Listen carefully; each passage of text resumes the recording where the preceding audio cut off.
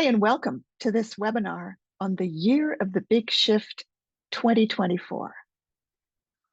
What is 2024 going to be like for you, and what would you like it to be like? Are you a person on a journey, and is 2024 possibly going to be a year when you make a big shift, a big step forward in what you want to really be, do, and become in your life?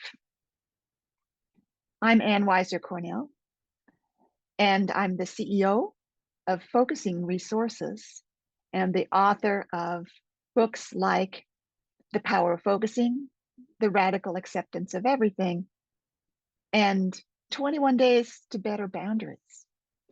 So I'm going to share my screen and just introduce you to this webinar. We're talking about the year of the big shift. What we're going to do today is, this is our plan. We're going to take you through how to get in touch with what brings you alive and take your first steps toward living your dream. We're going to talk about how to make friends with the parts of you that are in the way of making a big life change, because there's always those, or you would have done it already. And how it's possible to not know everything about where you're going and still move forward anyway. And I'm also going to talk to you about this course that's coming up called the Year of the Big Shift, which is a year-long on-demand course to help you move your life forward in a community of people who are doing likewise and with my support. And we ask you, do you long for big change but don't know where to start? Is there a big dream you've tried to accomplish yet always fall short? And will 2024 be your year to shift at last? So let's begin with some gentle inner questions. I just want to take you through a process of awareness that's about what it's like to sense your next steps and what it is you want to do, create, or become in your life. Shall we do that together?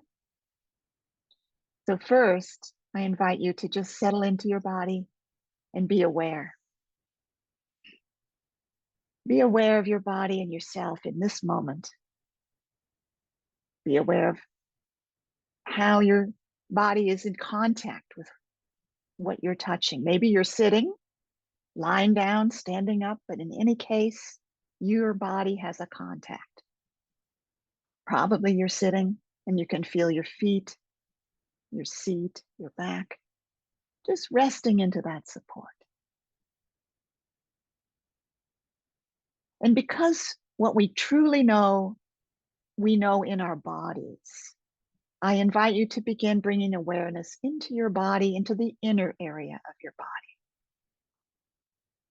into that inner area that includes your throat, your chest,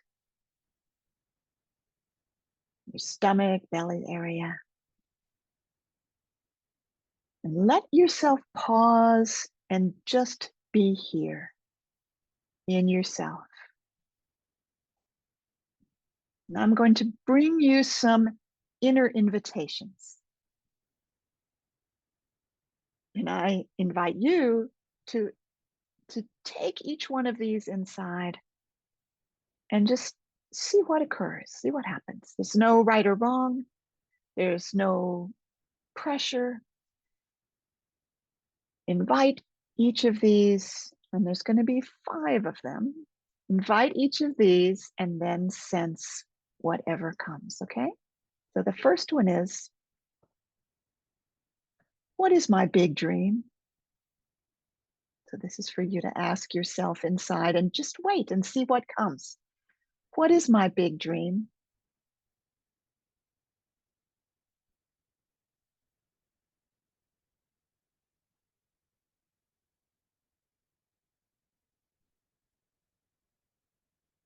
You might get images, words.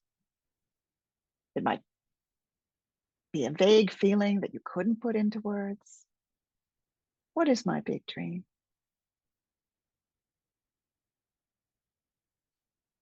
Okay, no, so no matter what happened, let's go on to the second one. The second one is, when I was a child, what did I want to do someday? When I was a child, what did I want to do someday? Just taking a little time for whatever comes. When I was a child, what did I want to do someday?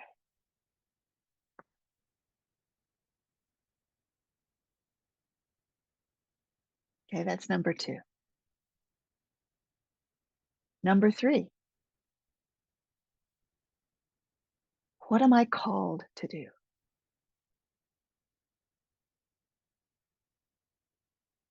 Different kind of question, being called, having a calling. What comes when you say, what am I called to do?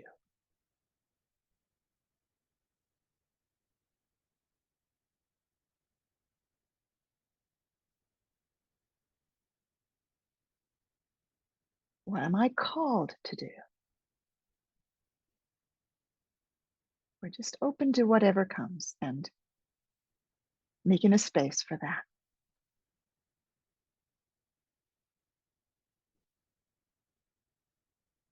Number four, what do I love that brings me alive?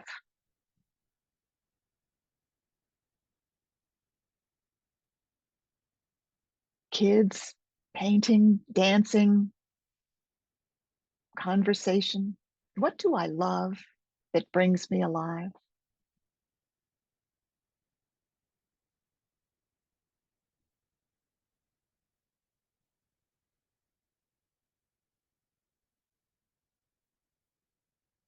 Maybe some examples will come of times recently when you felt really alive. What do I love that brings me alive?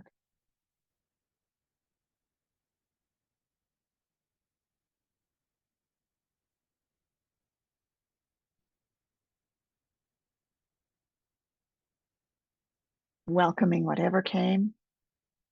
Number five, what feels right for me to do? What feels right?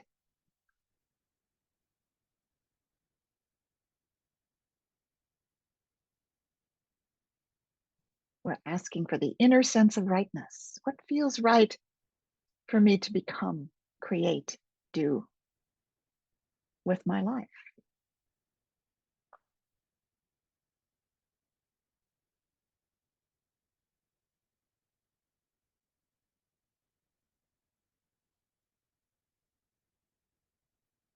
Now, I asked you five questions. I asked you to ask yourself five questions. And for some, perhaps nothing came. And for others, perhaps there was something. What is my big dream? When I was a child, what did I want to do someday? What am I called to do?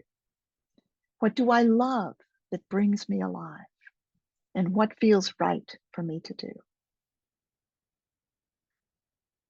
Now, imagine living the life that these invitations bring up in you. Imagine living that life, really living that life more fully, more completely,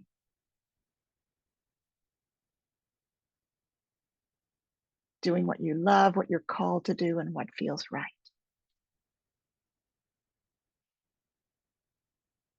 And just see whatever comes about that.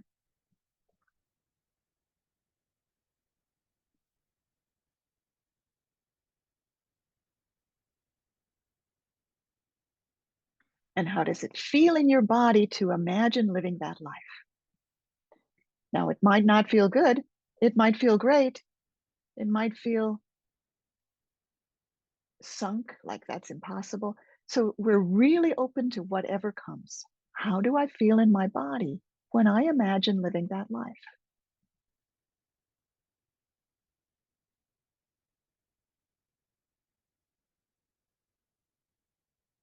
And if you feel something enjoyable in your body, take a little time to enjoy it.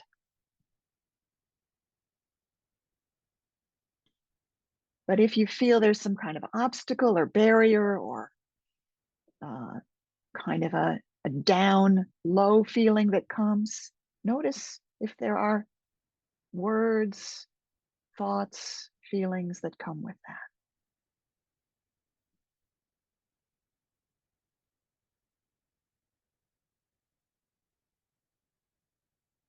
We're going to bring this process to a gentle completion now, taking your time to remember what you want to remember, from what you've been aware of.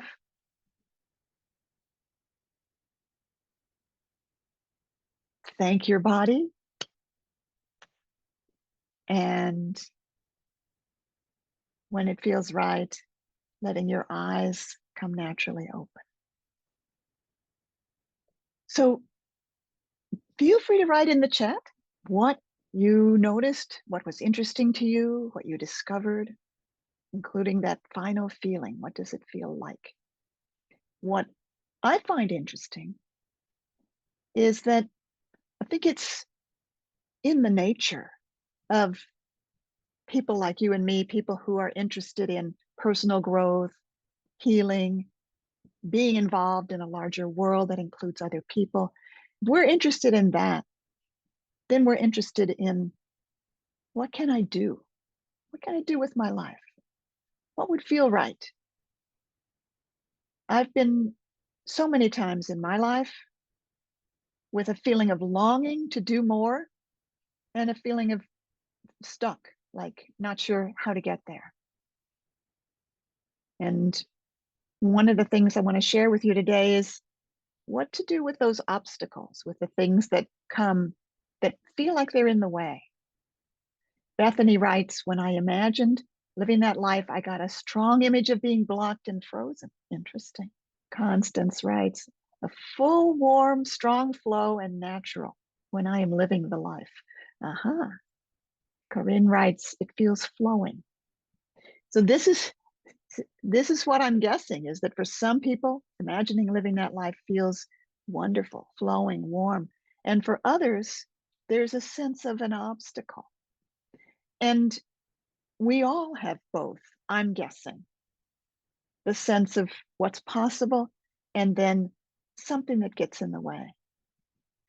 Certainly, I'm speaking for myself now, that so many times in my life, I've had a longing to, for instance, write a book. This was before I'd ever written a book. Write a book that would reach people and help people love and learn about themselves. But it felt just impossible. It's an impossible dream. Tara writes, as a kid, I wanted to join the Air Force and I loved to cook. I am here to serve others, women groups and group work. Leading groups feeds my soul. Great. You have some sense of what's possible. Colin writes, my body feels fully alive without any separation between me, my body, and life in general. Wonderful. Maria writes, I want to take each of these questions into my focusing. I'm in a period of transition. I've always had ready answers to these questions, but at this juncture, I have no idea. Very wise. All right. Well, we didn't have much time for each one in the process we just did. And each one that has the potential of having much more happen. But I want to talk for a while now about what gets in the way, what can get in the way of living a big dream, of living the life you want to live. So Sandra wrote, I feel fear that this life will backfire and bankrupt me. Yeah. Okay. So fear about the cost or the risk is one of the things we're talking about now. What would stop you from living the life you want to live, the life you're called to live, the life that you love? Well, one of the things that stops many of us is a voice inside, a part of us that says things like, don't be ridiculous. That'll be a lot of trouble. It'll be scary. What makes you think you're so important? You don't have what it takes. stay in your safe zone. And I suspect that that will bankrupt me is one of these categories. So are you saying things to yourself, or do you feel there's something in the room with you? And it could be the feeling of other people's opinions. It could be the feeling of things you've heard in the past. And I call this part of us the crusher. At least I'm calling it that today. So there's a part that stops the dreams with all kinds of language like, that'll be a lot of trouble. You can't do it. What makes you think you could do such a thing? And so on. Then there's another part that we can call the pusher that sort of seems to do the opposite. Instead of holding you back, it pushes you forward. You're not doing enough. You're lazy. Come on, do more. Why can't you be as successful as your sister? Just try harder. And interestingly, this pushing part is just as much of an obstacle as the one that holds you back, that says you can't. Because why? Because when you feel a part in you that's saying you're not doing enough, what comes up is another part that doesn't like to be pushed and that would rather sit down and do nothing than be pushed. Do you know about that? So I remember procrastinating so much. Then this was especially about writing a book, which I knew I really wanted to do, but no, not today, not today. I don't want to do anything but that. And finally, I got in touch with the part that didn't want to write the book. And one of the things it was saying was, I don't want to do anything I'm being told to do. I'm not going to do what I have to do. And as soon as I gave some time to that other part that was pushing it, that was saying you're not doing enough, and helped that part calm down, and it all opened up and the writing started to happen. So here's the secret to this kind of part. And if you've got one like this, maybe pause and notice if what's in the way of you living your dream is something in you that doesn't think you can, doesn't think you should, thinks it'll be dangerous, thinks you're going to fail even if other people wouldn't, says you're dreaming too big, right? That kind of thing. You've got something like that, or if you've got something that is afraid you won't do it unless you're pushed, it's really kind of the same thing. That's all a part of you that's not believing that you yourself can live this dream. We want to first acknowledge the part by saying something in me. So let's say you've got the feeling that would be dangerous. That would be too expensive. That would bankrupt me. So then you say, I am sensing something in me says that's too dangerous. That's risky. So notice the difference between I feel it's risky and something in me feels it's risky. As you can see in the picture, that kind of acknowledgement lets you feel separate, not the same as the belief that it's risky. Maybe it is risky. We don't know yet. We're not trying to decide yes or no, but we are trying to get to know better what this whole process is wanting to let you know. So next, you say to that part, might you be worried about something? So I'm sensing something in me says it's too risky. I say, hello, part that says it's too risky. Might you be worried about something? Well, for example, it might be worried you'll get your hopes up and be disappointed. It might be worried you'd be laughed at by other people. It might be worried you'll try and fail. We have to ask, we have to find out, what's this part of you actually worried about? And one thing that's really interesting is it's worried about you. It doesn't want you to get your hopes up and be disappointed. It doesn't want you to be laughed at. It doesn't want you to fail. So from a part that seemed like it wanted to crush you and hurt you, it's starting to turn around and be something that cares about you. And that you can actually have a conversation, have an inner relationship with this part of you, and let it know you hear how worried it is. And listen, be able to listen and let it tell you more about what it's especially worried about, what it doesn't want to have happen to you. What can happen when we do that is that we can discover we're able to move forward even if there's a part that's still worried. Because I'm not the one who's worried anymore. Haja is writing about the fear or the worry of not having enough energy or money. Okay. So, hello to that part. And what's interesting is we're not trying to say, yes, you will have enough energy or money. There's a spacious kind of not knowing. It's like, we'll see. We'll find out. We'll investigate. We'll find out more about what energy is required and what money is required. And what are the possible ways of meeting that? What are the resources? Because when we're in touch with the whole self and not just identified with a part, then the whole self has a lot of resources. And Maria writes, it's powerful to acknowledge that it doesn't have to be totally resolved in order to move forward. Exactly. We don't have to know all about it. Yeah, Sandra writes, I've been reacting to the pusher in a big way. As opportunities open up around my dream, I find myself resenting and procrastinating. Uh-huh. And isn't that interesting? Because it's really easy to see how a part that says you're not good enough, you'll never make it, is, not it feels like it's not our friend, and it turns out it is. It's just really worried that you're not good enough or you won't make it. And then it can seem like the one that says, come on, keep going, work harder, wake up, get that one feels like it's our friend. But the problem is that another part resents being told what to do.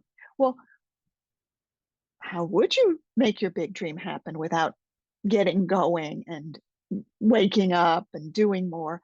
Well, you would, but it wouldn't happen because a part of you thinks it has to push another part of you to do it.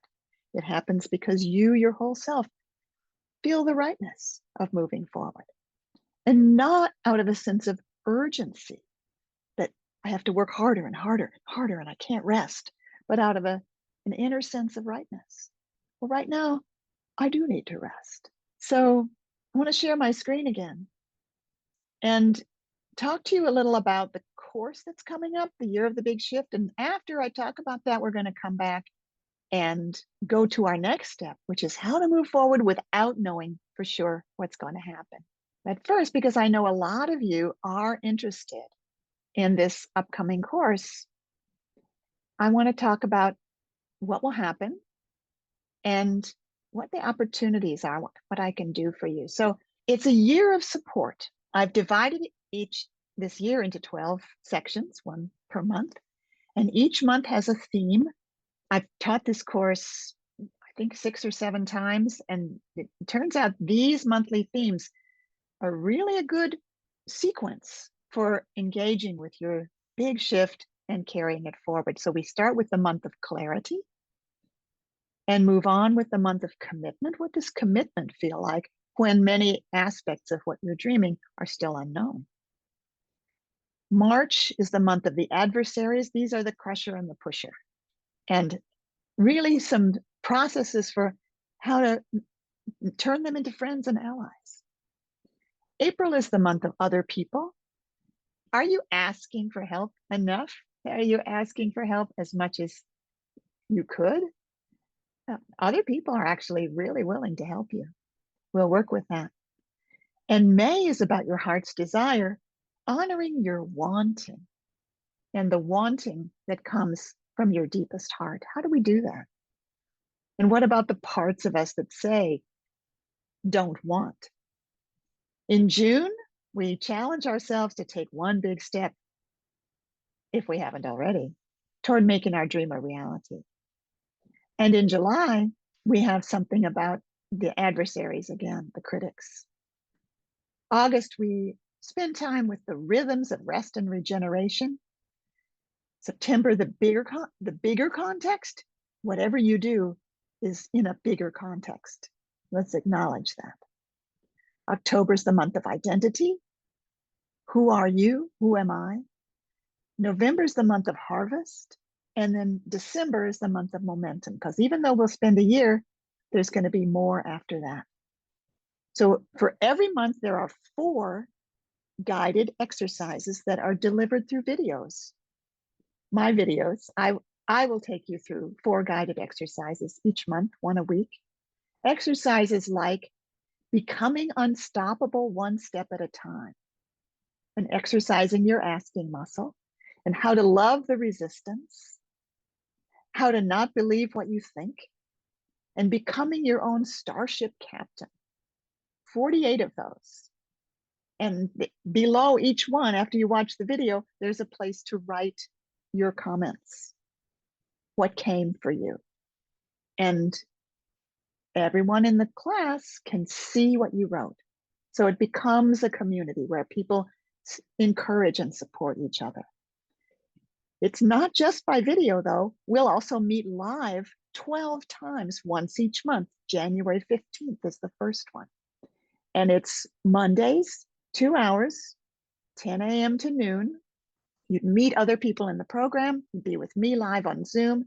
And there's new exercises, not the ones that are in the videos, and sharing as you move through your year of change. Attending the live meetings is not required. They are recorded. Some people attend all the live meetings, some attend only some never come to the live meetings and yet watch the videos and are taking the program. So the year of the big shift isn't about a big goal. It's about a big shift. It's a big shift in your inner sense of who you are and how you show up in the world. This could be exactly the right time to reinvent yourself and step into the life you were born for.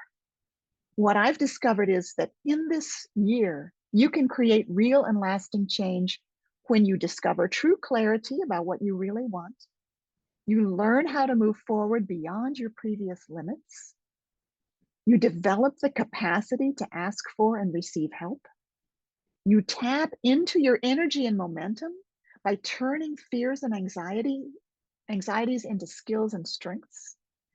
You recognize your own rhythms of rest and regeneration, and you discover how to stay in touch with your larger vision for your life. Now, this week, starting today and through Friday, it's $200 off because of our 5 days of deals. So ordinarily $747, just $547 this week. And I welcome any questions you have. So excited that you all are here, interested in your own steps of life, whether you take the course or not. We're here right now. I have a question in the chat. Are there payment options? Yes, there are. Jillian asks, how is it different from my courses, Untangling and Living a Focusing Life? Well, this course is an application of focusing to a very specific journey, the journey to make a big shift in 1 year. And that isn't what happens in those other courses you've mentioned. Those other courses you've mentioned are also live courses, which are delivered mostly through the presence of the teacher, whereas this one's delivered through videos that you'll be able to watch over and over again. And some of you may be signed up for my course, my 3-meeting course on decisions that starts on Wednesday. And I look forward to seeing you there. This is quite different from that, because this is about this whole, like 48 videos on the whole journey of changing your life. And that's just 3 meetings, 6 exercises. And that's just about making decisions. So both are useful. But this, I'm really proud of this course because it does support you in making your dreams come true. going toward a reality that you can imagine. And only you can, right? On my daughter's refrigerator, it says, be yourself. Everyone else is already taken. Only you can live your dream, the thing you come into this world to become and to make happen for yourself and others. Some people want to create something in the course. They want to write a book or create a program that others could take or start an institution, an organization. But for many other people, the big shift is something they want to be, what they want to become, what they want to be able to feel. And many people are in a transition already. So they might be at the time of retirement, or they might be at the time of their kids leaving home. And that's happening no matter what. And so, what do you want to create that your life will be now that you're making this transition? Corrine asks, how long is the weekly video and is there always an exercise? Yes, it's always an exercise. And they're about 15 to 20 minutes long. Mhm. And you don't have to do it every week. So you can do it. You can do one a week. And each month opens up a new month. But other than that, during that month, you can do the videos all in one sitting, or you can also get behind, right? February, I'm so busy, I didn't do anything. March came, you could still be doing February. So it's very flexible in that way. Now, I still want to talk to you about the last item on my plan, and that is how to move forward without knowing where you're going. This is so important because whoever knows everything about where we're going, especially if we're creating something new. And if we let I don't know stop us, then that's a pity. Because when you're really living your life out at the edge, there's actually a lot you don't know. And we can still take the steps. Imagine walking in a thick fog. Maybe you don't see what's far ahead of you, but you can see your feet and you can see that the next step you're taking is solid. And you can feel under your foot that this next step is solid. So that can be what it's like to be creating something that's never been created before. And one of my dearest friends, Helene Brenner, likes to say, yeah, but this much I do know. So there's so much I don't know, but this much I do know. And as you say, this much I do know, your circle of what I know can get wider and wider. And then you know how you can take your next step. My teacher, Eugene Genlin, used to say, we don't know how the future will feel, but we know how we feel right now. And that lets us know the next step that's possible. And it's when you've taken that step that you can feel what's next after that. And that's what I've noticed in my life. So you can sense what would be right before you can put it into words. And this felt sense can guide you forward. Now, this is different from some part of you, and it might be one of those parts we were talking about before that says you can't or you shouldn't do anything until you can explain the whole reason. I noticed something interesting when I was in college. If I or one of my friends decided to take a certain course or be in a certain major, then well-meaning people, often our parents or our parents' friends, would say, well, what are you going to do with that? I eventually got a PhD in linguistics, but the first time I took a course in linguistics, I didn't know that was what was going to happen. I just felt drawn to studying language. If someone had asked me then, what are you going to do with that? And I had to answer before I could go on, I would have been in trouble. But luckily, nobody did. And it was okay to be drawn to something and find out how it felt. And that's often what it's like. So, what I want to say also before we stop today is that some big changes take a long time. And it means that to make a big change that's going to take time, we need a kind of practice, a kind of way of being, a way of living that makes room for the possibility of a big change. So you might ask yourself right now, what kind of practice do I need to make a big shift? What would it need? And what it might include a daily or weekly check in for a sense of how it's developing. How's it going? Pausing to check in. And it might include taking actions and checking how that feels, like doing an action and then noticing, well, where am I standing now? And it might include a supportive community of friends, of people on the journey as well. So just pausing to ask yourself, what kind of environment would be most supportive for you to make your big shift? What else would you like to say? What have you been discovering today about what you'd like to do with the year of 2024? Maybe you just want to rest. You know, that in a chaotic world, which I often feel this one is, there's so many things that are uncertain and scary, and there are people doing things that are really not right. And yet, it needs us more than ever to live the life that feels right, because what you do touches everyone around you. How you live makes a difference. I can assure you of that. Even if what you're mainly doing is getting in touch with you and what matters to you.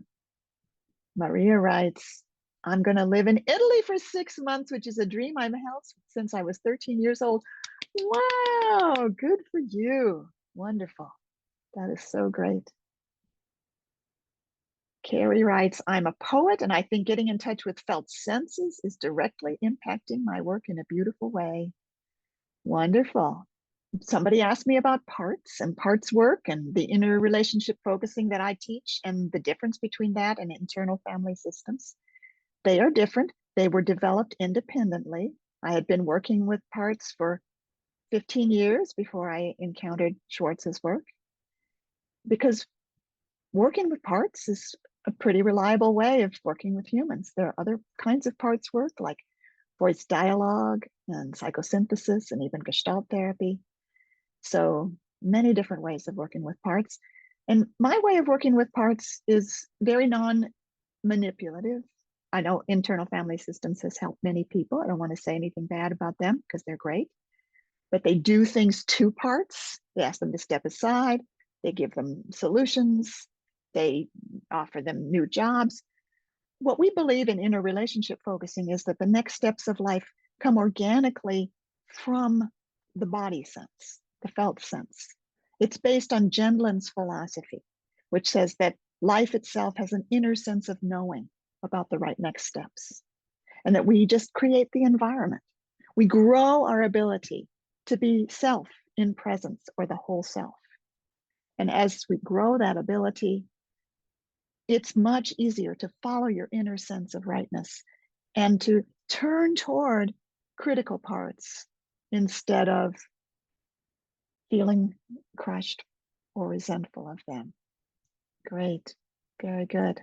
Well, thank you so much, everybody, for being with me today. And remember, the world needs you to live your dream. Take care. Bye for now. Bye. Enjoy. Oh, I have one more thing to say. If you want to talk about whether this course is right for you, I'd be happy to have a 20-minute chat with you. You can just email me and we can set it up. Okay? Bye for now.